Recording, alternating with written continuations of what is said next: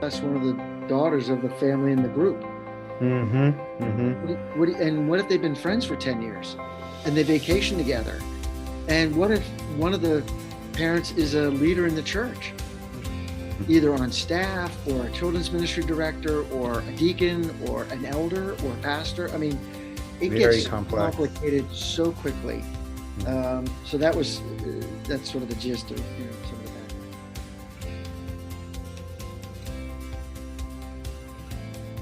All right, guys. Well, welcome back to the Genesis of Shame podcast. I am here with Mr. Vince Hinders, and we are going to talk about a very important topic that has not been discussed in the church often. I think you guys will really appreciate it.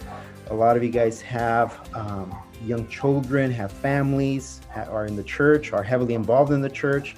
Some of you guys are planning to have families, and I think discussing this topic of shame in the context of church, and today we're talking about child-on-child sexual abuse, and I know it's a very sensitive topic. I know it's a difficult topic.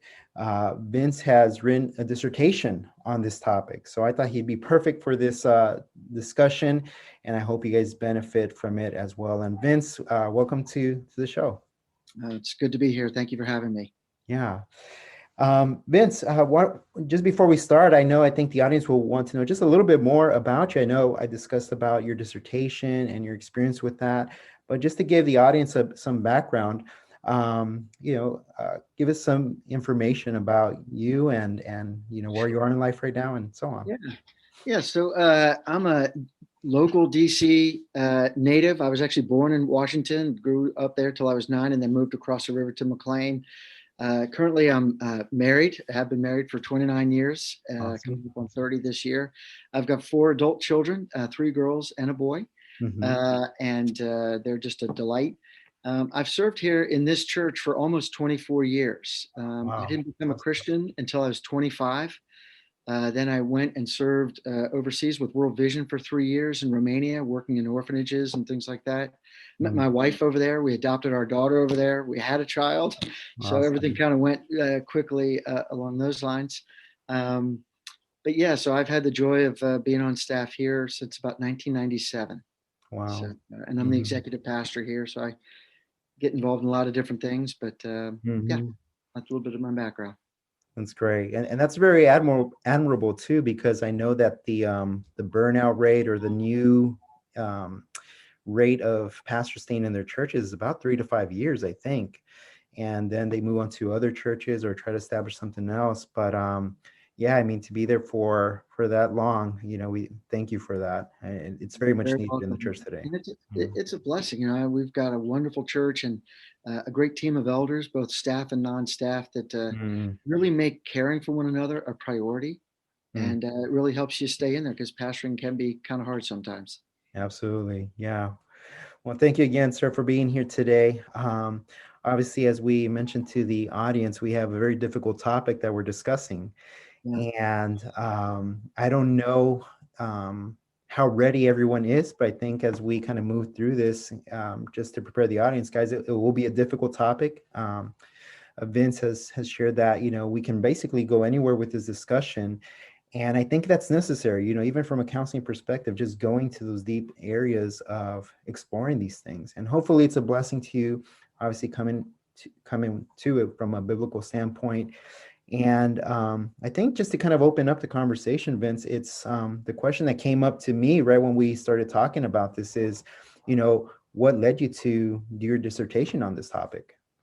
It's a great question, because it's not, the title of my dissertation is Child-on-Child Sexual Abuse, Responding in the Context of the Local Church. And that's not a common topic that people cover. So yeah, how did I get there?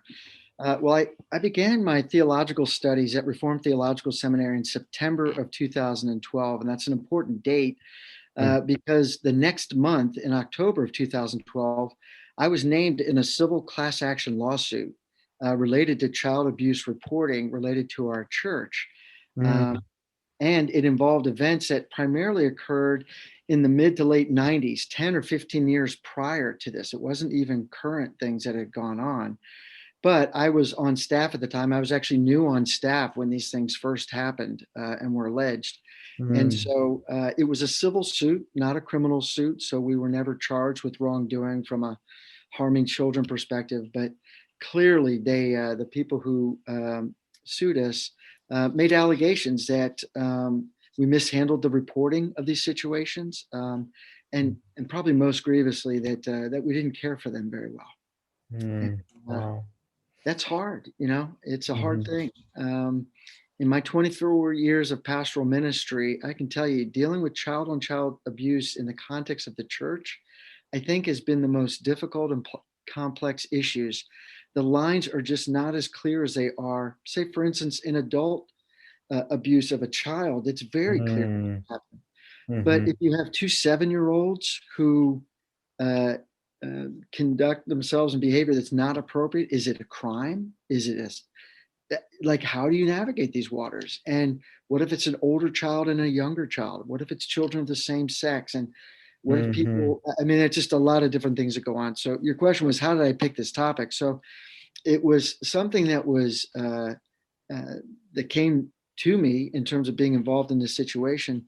But even back in those days when these situations first occurred, it was significant to me that there was no clear guidance given to churches on how to handle these situations. Mm.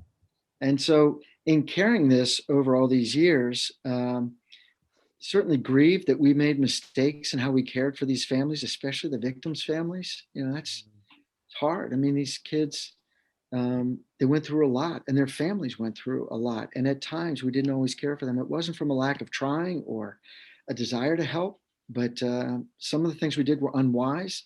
Some of the things we did were unhelpful. Like I say, there was no data out there. I've asked pastors, lawyers, police officers, counselors, grief counselors, is there anything out there for how churches should handle this in the context of a church? And nobody's been able to come up with anything. And so, Wow.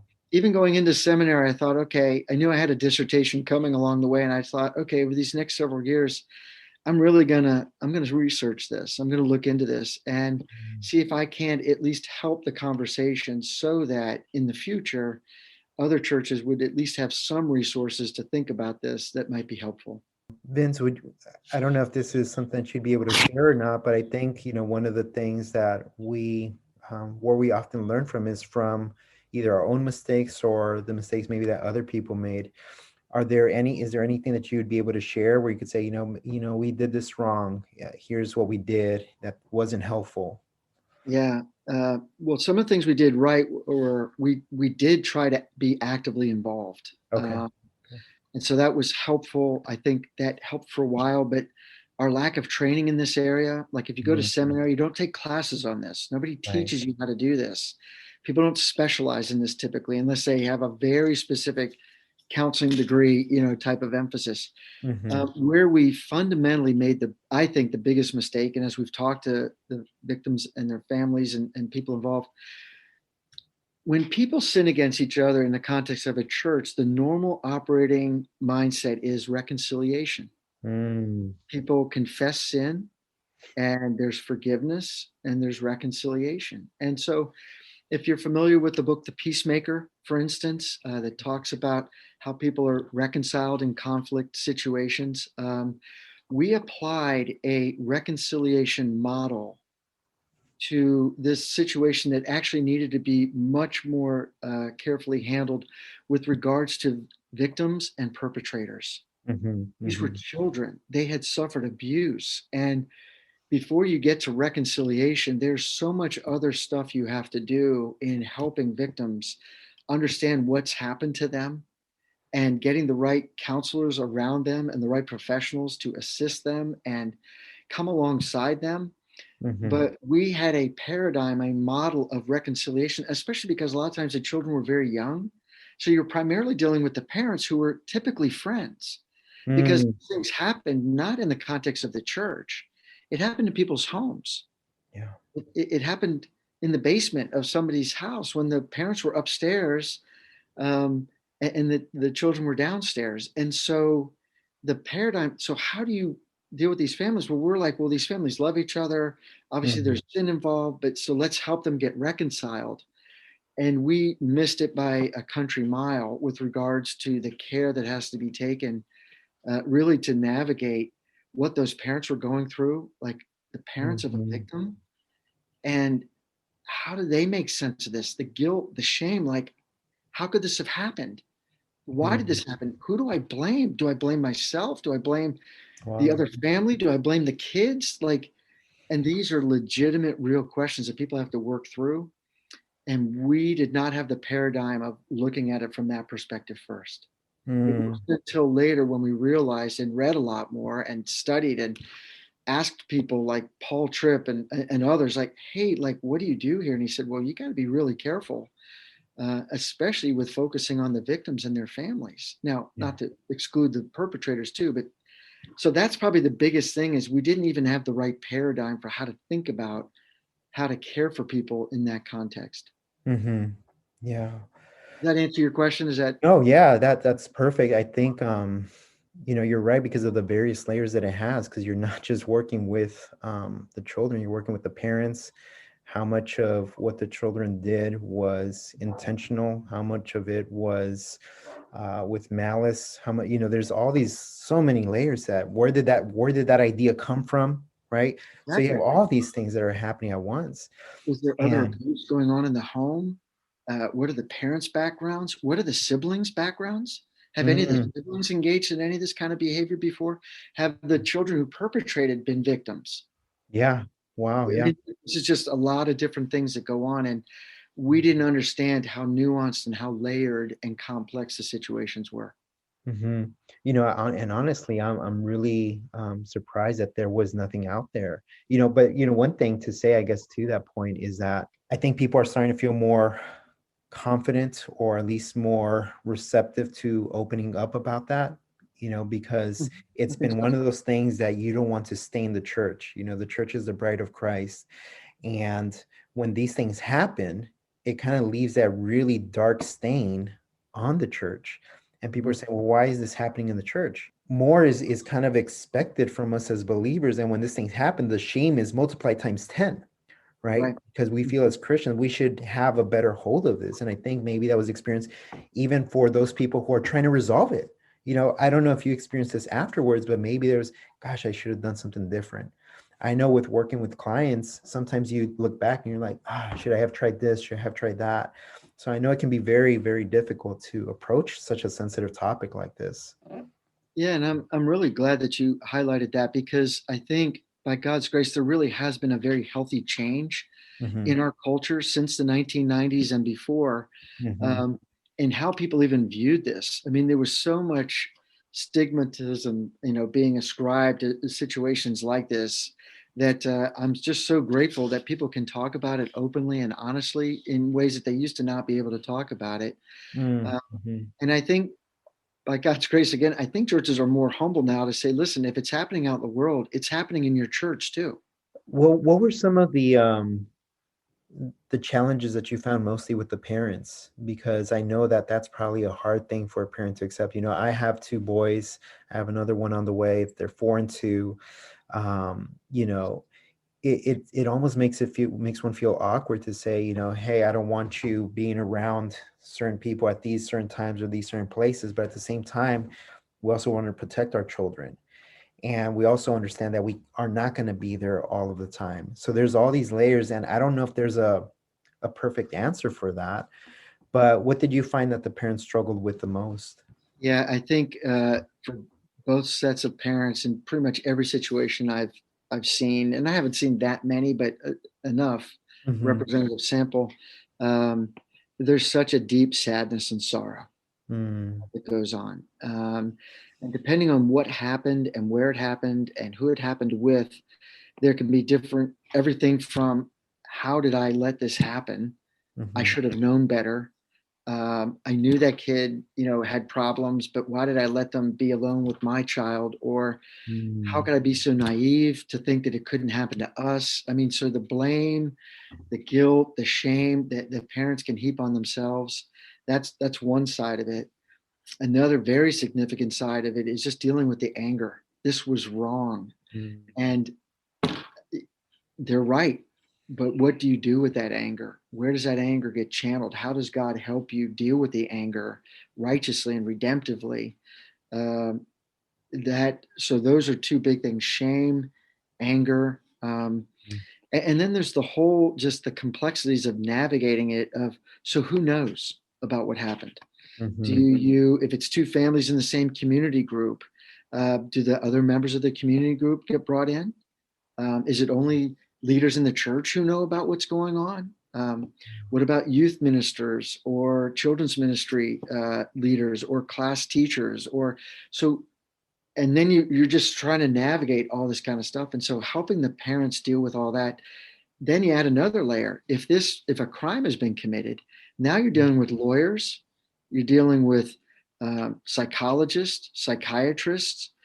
How do we navigate this, especially the court system? The court system is very adversarial. And Mm-hmm. so here you've got potentially these two friends and their children have gotten involved in child on child sexual abuse. And there's a victim's family and a perpetrator's family. And now they're in a court setting.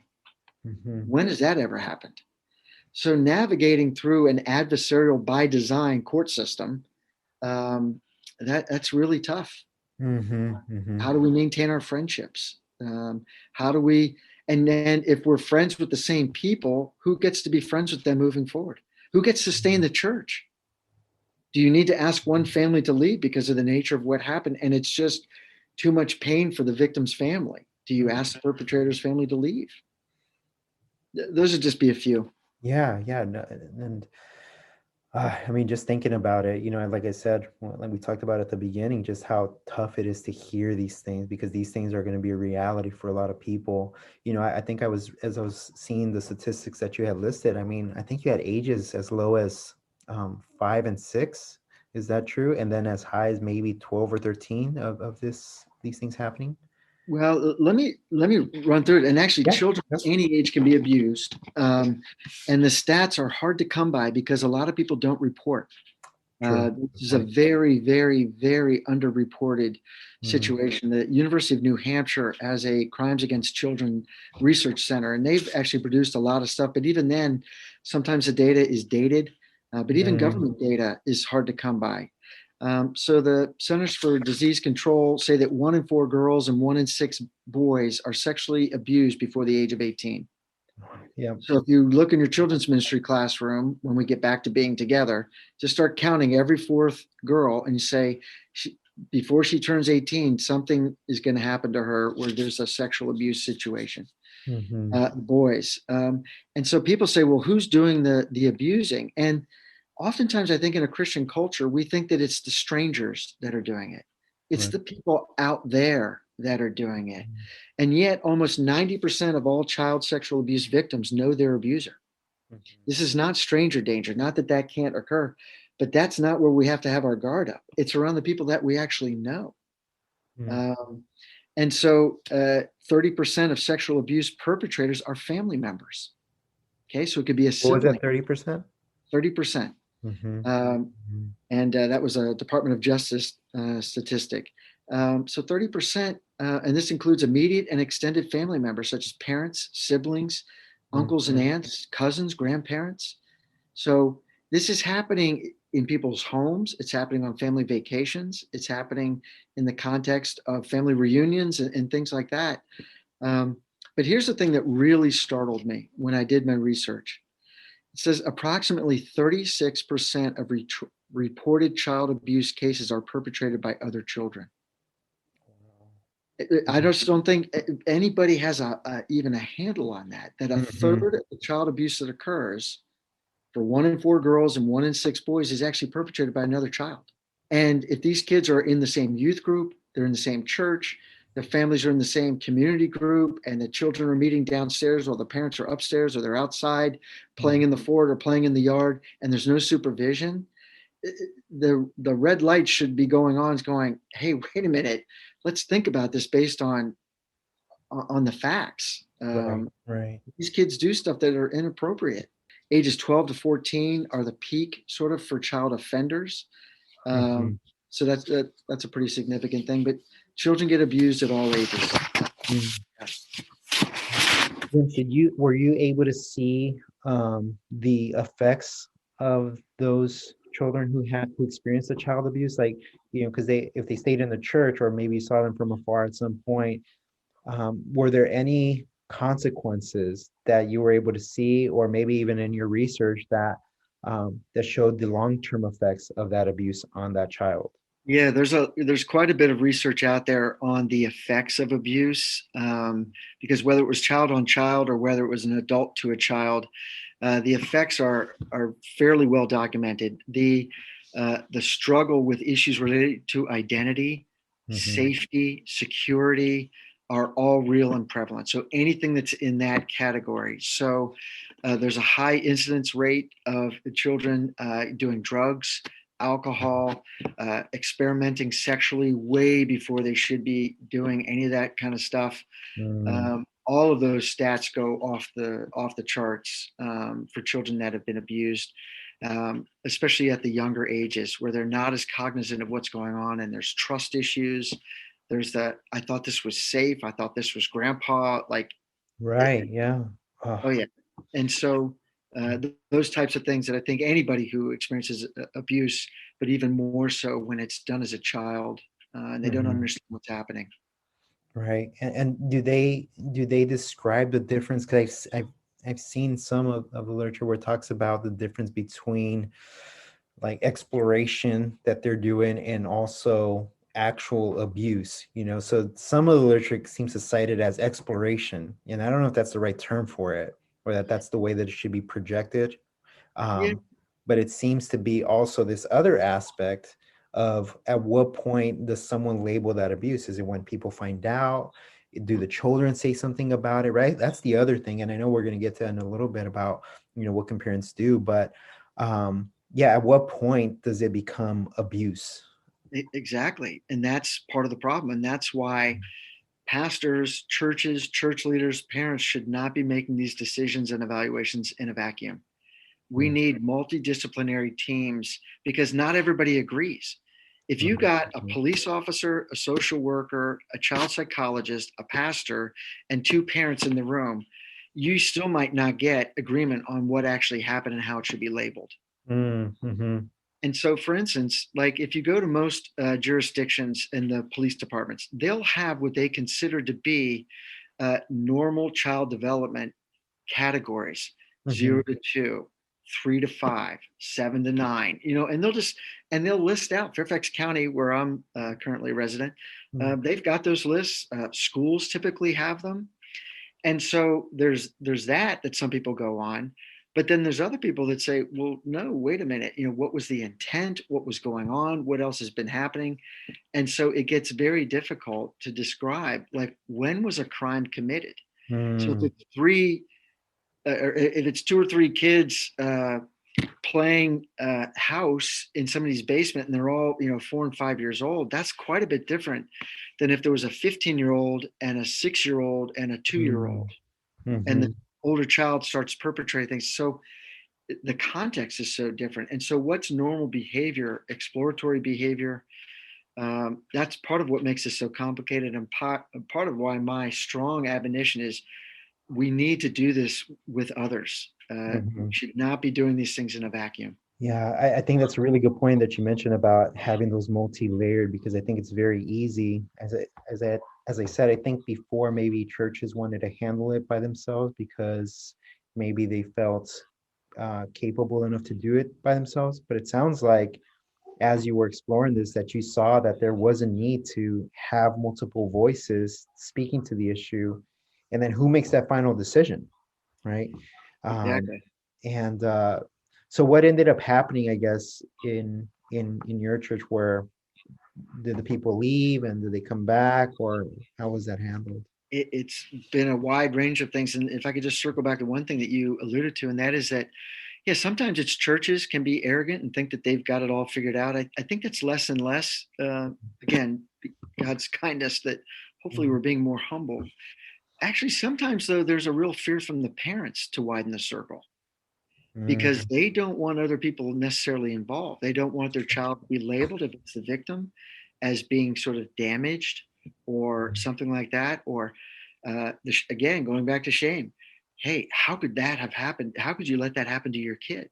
Mm-hmm. Parents, so sometimes the parents in the situations that I've been involved in, they were actually the ones pressing to not go too fast on letting the authorities know, or Mm-hmm. letting anybody know, because in their mind they were um, thinking that A, it either wasn't as severe, or B, they just did not want to get the authorities involved. Mm-hmm. Mm-hmm. And that's got a whole bunch of reasons. Well, why is that? Is it just because of shame, or is it because there might be something else hidden Right. that the Yeah, authorities true. might come in and find out about? And so it gets very complex. So who makes the decision? That's a really, really important thing, because each state has mandatory reporting requirements. So Yeah. in Virginia, I am not uh, always considered a mandatory reporter, depending on how I received the information. If I received it in the context of a confession, for instance. And so there's been legislation saying that's crazy, that should never happen. But that becomes a complex issue. So do I have a moral responsibility to say something if I know? That's another Mm-hmm. way.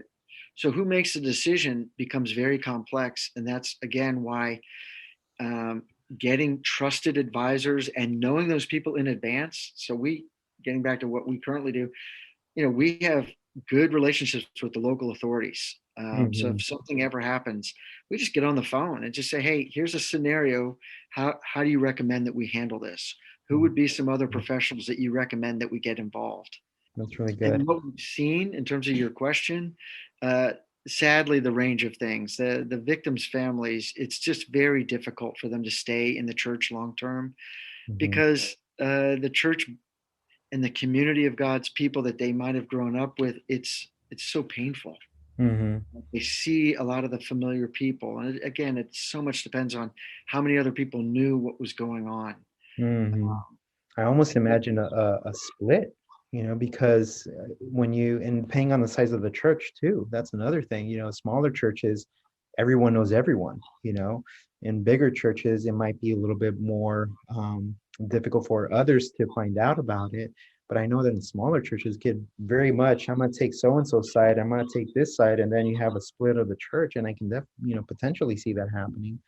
Yeah, Um, so we were a larger church at the time when these things happened, probably 600 or 700 members, plus a lot of kids. It was a very child-friendly church, a lot of families with lots of kids. mhm, And so, yeah, that even the size and scope and where these things happen, because uh, geographically we were pretty dispersed as well. But yes, you're exactly right. So, but if you're all in one small town and mhm. there's 75 people in the church, that it's just going to look a lot different, and how that gets handled is really important. But Um, the thing that I'll just always try to emphasize: mhm. never forget the victim. Yeah. It's so easy when all these other adult issues are being navigated, questions are being asked, people are wanting your input, not wanting your input, but yet you're having to make decisions. Do I tell people in the church? Do I not tell people in church? How many people in church should know? How do we protect other children? All these things are going on, and they're real and they're important. But it's so easy to forget that there's a child who's Mm, been victimized, who needs care and attention. And not that you're necessarily going to be the one to provide that all the time, but mhm. are you ensuring that that child's being followed up with? Are you ensuring that if the family doesn't have money for counseling, that you're raising money so they can get counseling? They're going to need it. Mm, mhm. It's things like that. Yeah. And so we've seen, there have been some uh, kids that have been able to stay in the church and thrive and continue on. Sadly, some of these situations involve families that had other issues that were going on. Um, and so they left for different reasons. And then, honestly, some of them, it was just too hard to be here. And I completely understand that. Very, very, very understandable. And yeah, church size definitely plays a huge role in that dynamic, as well as family members and close friends. I mean, those are just so many layers just thinking about it. So I know that a lot of that was God's wisdom and grace, as you mentioned, given to you guys throughout that time. Based on your experience and what you learned through your research, is how should churches approach this issue? Do pastors need to do maybe an educational session to help the congregation understand all the dynamics? That way everyone's on board. So just based on your experience and your research, what would you recommend for churches and pastors to do? Yeah, it's a great question. And could I break it up into two parts? Like, what should Absolutely. they Yeah. do if something actually happens? Okay. And then I'll say, what could they do to kind of Mm, create a culture in the church perfect. that helps with this? Mm, Because I tried to address both those things in the work that I did. mhm, Let me just start with how should churches handle this when they become aware of what's going on? I cannot stress the need and the requirement for God dependent humility. mm, We need to go to God. We need to recognize we don't have all the answers. There needs to be a clear and evident humility and a dependence on God for what's going on. And so praying about this, getting others to mm, pray about this without even necessarily knowing any of the details, but going to God and getting God's help and getting help with others. And so I've got a few things that I can say that, like, when an allegation is made, here be the steps that we will follow. mm, We're going to adhere to all reporting requirements. The authorities are there for our good, Romans tells us. And so, in order to be able to report, you need to know the rules. And so, I would tell pastors, church leaders, children's ministry leaders, deacons in churches, like, do you actually know what the reporting requirements are for your state? Because it mhm, depends state by state. What are the reporting requirements? And if something does come to you and it's reportable, you must report immediately. You have to do that.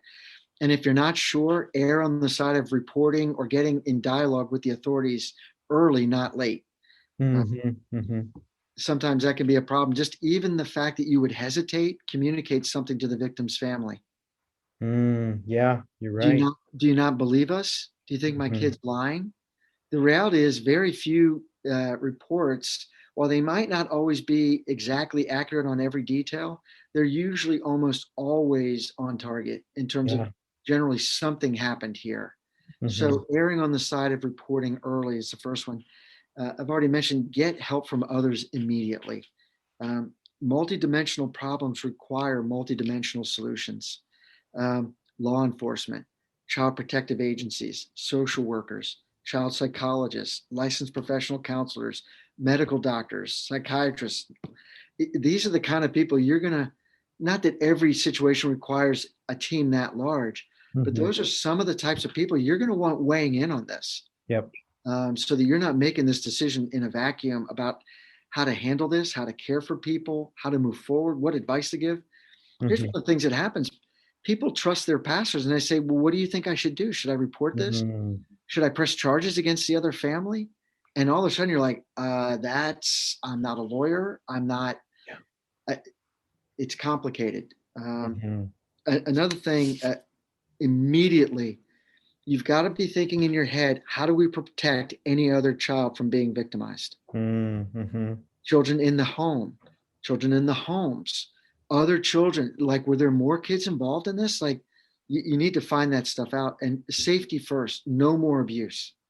It's going to Mhm, be hard enough to deal with the ramifications of what happened, but you don't want anything else to happen on your watch. Once you become mhm, aware of it, you need to make sure that there's protection for other children. You're going to need to wisely figure out how to mobilize other members so that the victims' families and the perpetrators' families can be cared for relationally. Because while it might be very quickly apparent that the children need counseling, who's counseling the parents? mhm, And if money becomes an issue, well, of course they're going to pay for their child to get help. But who's helping mom and dad as they're crying themselves to sleep at night about what happened? mm, Or they're just distraught over how could this be? Or they're angry beyond belief and they want to go over and hurt somebody for what happened. mhm, So you're going to need to mobilize some people to care for them. You're going to need wise, godly people who've been well equipped and trained to care with other people who are in crisis situations. Um, Another quick thing is, you need to think about what you're going to say to people outside of the immediate people who know what's going on. And that's where things get really hard. That's why you need a team of people.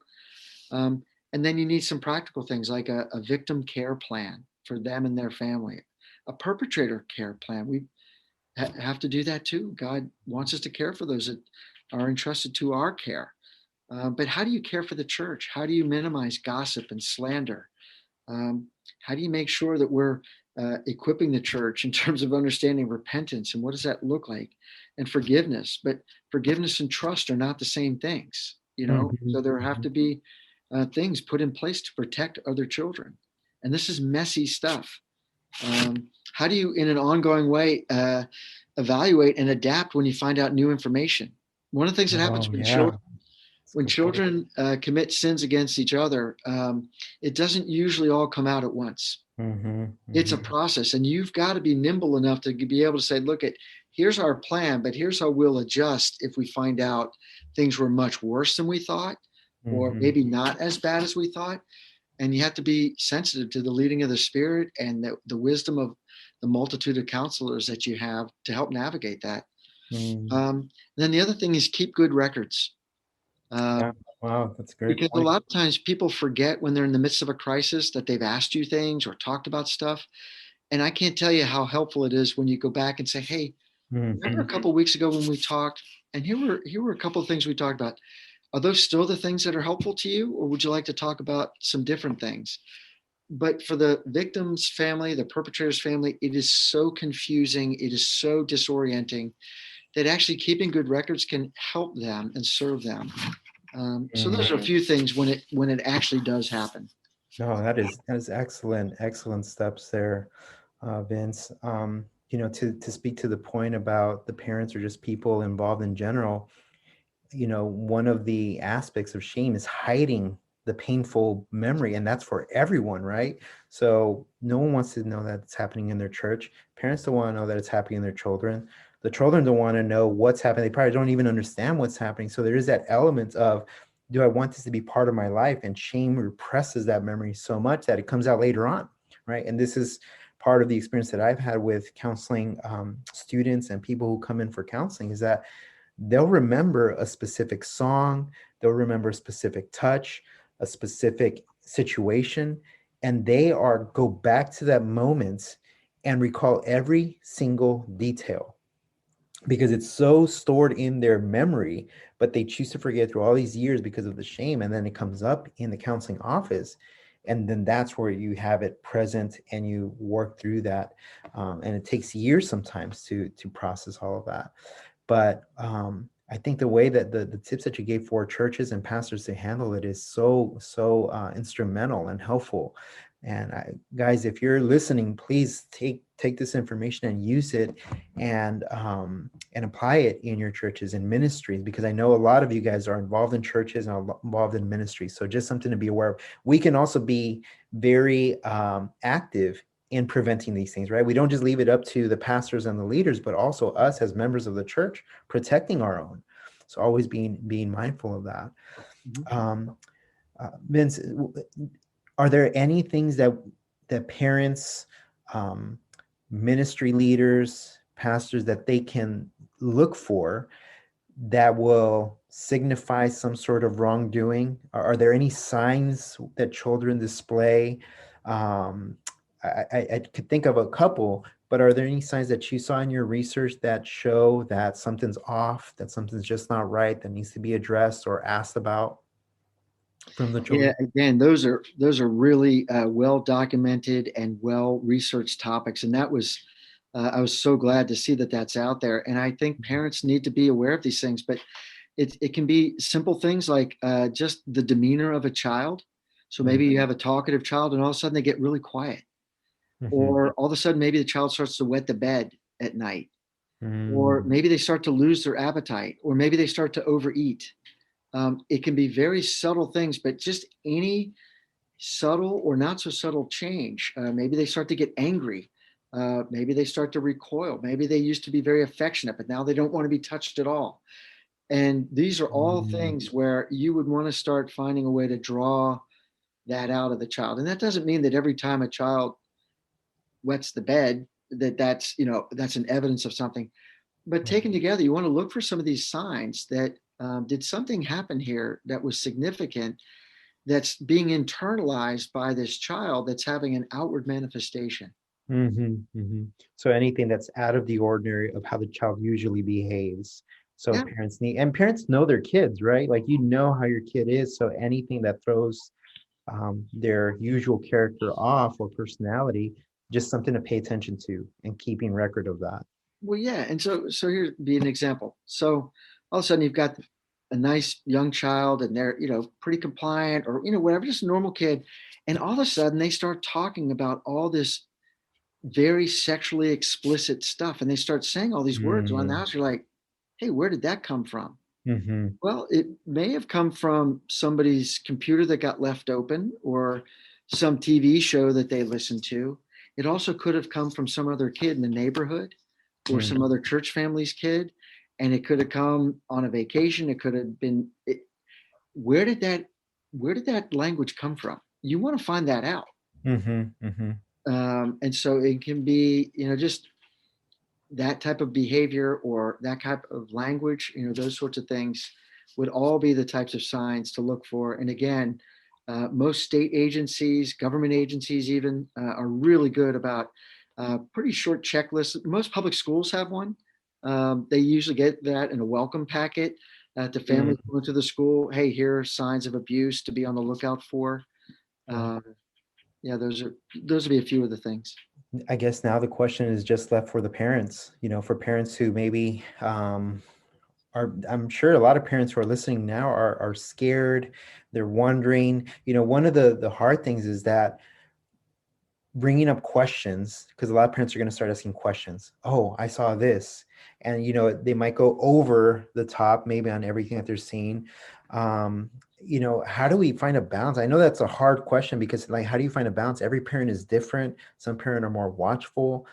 Some parents are a little bit more, let the kids do what they want type of thing. So what's your recommendation for parents in regards to both preventing and also dealing with it afterwards, if it does happen? Yeah, and I appreciated that you highlighted the fact that it's a broad range of people. I mean, just look at our friend groups and just who Yeah. we know and who our friends are. And depending on any situation, our friends will all act and react in different ways. Even in Mhm. marriages, husbands and wives. I mean, there's so many different things. So you're right to highlight the fact that first of all, there's no cookie cutter to this. Mhm. So that's why we've got to go back to biblical maturity. Like, who are we in Christ? How is God's word forming us, shaping us, transforming us by the renewing of our minds so that we've got God's word, God's spirit leading us and guiding us through that so that as disciples of Christ, we Mhm. walk together in community with other people. And so Mhm. whether it's dealing with child on child abuse or somebody whose spouse had an affair with somebody else or some other terrible sin that, happens, that in that sense, it's normal Christian behavior for how we walk together with each other in a broken world. And Mhm. so parents don't have to be afraid. This isn't the worst thing ever. It's difficult, it's complex, and it is incredibly grievous. But there's also grace. Like Mhm. Christ died for us and for our salvation. And he's reclaiming our lives and he's reclaiming this earth. And we have a confident hope in him that he's Mhm. not going to leave us nor forsake us. And so we want to get our eyes upward. And as we walk through these situations, we want people around us who help us do that too. We need Mhm. pastors who teach people about the hope that they have in the gospel and the help that comes from God through his spirit and by his word. And Mhm. we want to be surrounded by people who are other mature believers who think that way too. Mhm. Now, they Mhm. also need to be kind and caring and comforting and loving, but not absent of the truth. The truth Right. is found in God's word. And there's a balance there, Mhm. an important balance. And so I think as we help the whole array of parents deal with situations like this, there's a couple things that I think are really important. And that is just reminding people, not with a fearful way, but reminding parents, hey, you're responsible for your children. Mhm.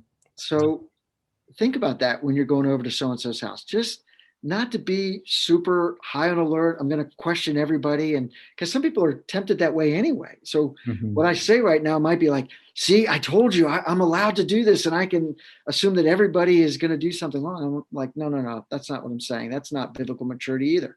Mhm. But Mhm. we do need to make sure that parents remember, look, there's a responsibility that you have for the safety and protection of your children. And think about that in the different scenarios you're in. And Mhm. so one of the ways that it's really helpful is learn how to talk to your children about sex and sexual activity in an age appropriate way. One of the mistakes that I've seen over the years is that parents thought, well, they're too young. I don't want to introduce any of those ideas. And I think that's unwise. I think there's some really good material out there. Justin Holcomb and his wife have written on this. They've written some kids' books that talk about touch and their bodies. And I think as they get older, you can talk in age-appropriate ways. And I would really make sure that the parents do that. It can be a little bit awkward. It can get some help, find out from other people what they do. But it's really important because if you've broached a topic with your kids and then something happens, they're going to be much more inclined to talk to you. Yeah, vocabulary for it. Exactly. And use real words. Don't just talk about, make believe words, like use real words that actually describe real activities and real body parts.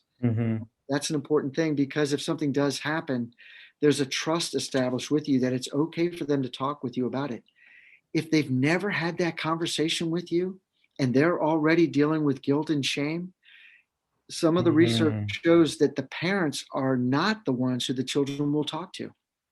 They'll go talk to another friend or some other relative or somebody else, but they won't talk to the parents. And so parents play a key role with that, huh? Exactly. And in our God-given role, we need to think about how to make a safe harbor for our kids to be able to come talk to us about anything that happens, to where they know that they would only get love and grace from us and not guilt and shame. We don't want to compound that for them. Yeah. And so another thing that parents can do is just be thinking through, what are the guidelines you want that are age appropriate when your children are interacting with other children, especially when you physically can't see them. Just a simple thing, but just, hey, if you're going to go over and have coffee at somebody's house and you say, hey, well, let's let the kids play in the backyard, that's fine. But does your child know what is and is not appropriate behavior if they're outside? Or down in the basement, or playing a make-believe game like house or something like that. Oh, we've got mommy and dad. Let's play mommy and daddy. Okay, well, what does that mean? What are the boundaries for that? What's off limits in terms of touch? Do the kids know that? So you're saying for parents to specifically address what things can actually happen. Exactly. And you can ease your way into these things. It's just, again, that's where I think getting some of these books, like what the Holcombs have produced and things like that, so that these are just normal conversations and not okay, now we have to have the talk. Right. I think that's a big mistake. And, like there's some of these books, don't talk to them till they're 12. Don't talk to them till they're, 15. I'm like, oh my goodness, like you have no idea what may have already been happening. And not only that, but these are wonderful opportunities to talk with kids about how fearfully and wonderfully they're made by God. These are body image issues. These are like, God made us good that way. Now, a good thing can be made a bad thing if it's misused. And yeah, let's talk about that.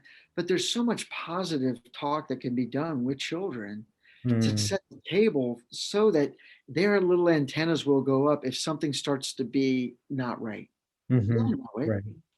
And that's where just learning how to even follow up. Hey, how was your time over at so-and-so's house? Hey, when we were upstairs, how did it go? Hey, and here's a safe question. Hey, did anything happen that made you feel uncomfortable? That's good. Yeah. You're just being a mom. You're just being a dad. You're just talking with your kids. They share and they'll talk. Yeah, and sometimes it won't have most of the time it won't have anything to do with sexual sin, but maybe so-and-so used a bad word. And they were like, and that really troubled them, and they feel really bad about that, and they feel guilty that they heard it. Okay, well, you learned something, but that's when we walk along the road with our kids and when they rise up and when we put them down to bed. It's a lifestyle of living with our kids in a conversation. A presence, a strong presence. You brought up a good point there, Vince, about addressing the issue. I remember one of the pieces of advice that my supervisor told me. They said, when you're doing marriage counseling, do you talk about sex, the sexual relationship between them? And some people answered, I don't know, if it doesn't come up. Is it, nope, you have to go there. Because if you don't go there, they're not going to go there. And I think that same principle applies, is that a lot of the reason why some people don't go there is because they feel uncomfortable with the topic. So how do I get comfortable talking about this? Well, one is reading, right? Another one is actually having that conversation with other people like we're having right now. This is an uncomfortable topic, but we're talking about it. And we're helping people hopefully understand that it's okay to talk about these difficult issues because it's part of the church. And this is also a way for us to be aware and to learn how to address this very important topic. So same thing for parents. If you don't go there, your children are not going to just bring it up out of nowhere. You have to develop that presence and relationship with them where anything can go, you know. Yeah, so let me circle back on that. So one of the reasons why I think parents can sometimes be hesitant to talk about this is, let's go back to the statistics. If 1 in 4 women have been abused before they were 18, and 1 in 6 men have been abused, how do you think that might affect them wanting to talk about sexual behavior between children with their own children? Wow. Yeah, it's powerful. There's a lot of people that I know that it's not until they're in their 40s or 50s till Mm-hmm. they actually start to talk to somebody about what happened to them when they were a little girl or a little boy. Mm-hmm. And they live a whole lifetime of raising their children and they never go there. Why? Because they never went there and they never got the help that they needed. And so they've lived this whole life with this shame uh, over them, and they just don't talk about it. And so I think the fact that this type of sin gets perpetrated generation after generation, I think actually plays a significant part on why it doesn't actually get talked about. Yeah, you're right. Mm. And not only that, but then, yeah, and this is just, I don't have all the data to support all this, but I think intuitively you sit there and say, so if they don't want to talk about it because it's too hard for them to deal with in their own lives, um, and then they're projecting it onto their kids, what's the dynamic that's actually happening then between the kids and the parents? Mm. There's this whole gulf, there's this whole no fly zone that happens between mom and dad. So true. And Yeah. it's so unhealthy. Mm-hmm. And so, my advice would be to, if you're a parent and you have been abused, I just can't urge you enough. Please get the help that you need. Mm. Because if you don't get the help that you need, there's a likelihood that you're not going to be as effective as you would want to be with your own children, Mm. keeping them safe and helping them to navigate life in a broken world with the right tools in their toolbox to be able to say no to ungodly behavior, or, God forbid, if something does happen to them, to know immediately what to do to get help. Mm-hmm. And so I Mm-hmm. really would urge any parent, young or old, if you've not dealt with issues in your own life, the chances are it's going to have an effect on the way that you're currently parenting your kids and equipping them for living in the world that God's called them to live in. Mm-hmm. No, that's a great point, Vince. You know, and actually with um, clients that I've had, one of the things that they say about their parents is that I feel like mom knew, I feel like dad knew, and they just didn't talk to me about it. So I went through this time of just being confused by the whole situation. I had no one to talk to about it. So I think that that touches on what you mentioned about parents dealing with that first, so that they can have a little more confidence in addressing those things and asking God for wisdom. I think you even address that as a pastor, as a church, just asking God for wisdom. This is not an easy thing to go through. It's not an easy thing to address. Just asking God for wisdom, to the point about when you said that people say start talking to them about sex at age 12 or 10 or whatever the case is. I mean, from a different aspect, kids are getting exposed to pornography at 5, 6 years old. I mean, this is early. So the sooner you can start talking about these things, the better you can uh, address each of these topics as they get older, because those are very impactful topics and impactful situations. And the comfort that we develop around having those conversations, I think the point you made is essential. Yeah, one of the illustrations that I heard years ago in a sermon that I've remembered all these years, and that is that I hope it's true, that the way that they teach people how to know counterfeit bills. So Mm. I can't remember what government agency it is that does that. They don't actually show them tons of different types of fakes. All they do is get them to study the original, Mm. and they study the original and study the original, and they know every aspect of it. And Mm. it's by studying the original that they know how to detect a fraud immediately. Mm. And I think that's a really great parenting strategy too. Let's teach the kids the original. Mm. Teach them what they should know. Let's teach them the right way to think about God and how they're made and who they are relationally and as social beings and as physical beings. Mm-hmm. And let's teach them that so that when the inauthentic comes in, they know immediately that it's wrong. Absolutely. Yeah, that's great. Mm-hmm. Wow. Well, Vince, this has been a very, very heavy and important topic, and I really appreciate your insight and expertise on this topic. I know with humility and guidance from God, I think He's ordained this session, this interview, because I think a lot of people are going to be blessed by it. Maybe scared, maybe insecure, maybe anxious, right? It might even trigger something for them. But guys, as you guys are listening, as we've mentioned, just make sure you do seek help if this has been something you struggled with, because I see it all the time. I'm sure Vince has seen it all the time as well. And this is an important area because with children, you sometimes don't see it until way later down the line. When they start coming to counseling, and then you start addressing that. But if we can prevent this from happening as the body of Christ and being there for each other, bearing one another's burdens, both, and your point about not forgetting the victim, right? And making sure that we address everyone and are able to help everyone at that time is so important. Pastors, ministry leaders, parents, everyone. I hope you have enjoyed this episode and we're able to glean something from it. And I think, Vince, you're on board with this. We'll probably have a part 2 because there's so much to unpack here. If I can serve in any way, I'd be glad to. It's a really important topic, and it's important for us as Christians to do this together. Mm-hmm. Absolutely. Vince, I appreciate you, sir. Thank you so much for coming on the show. Guys, if you haven't done so already, please subscribe to the show, and you'll get updates for each new episode. And hopefully we'll continue this conversation soon. Have a good one, guys. Thank you, Vince. Thank you.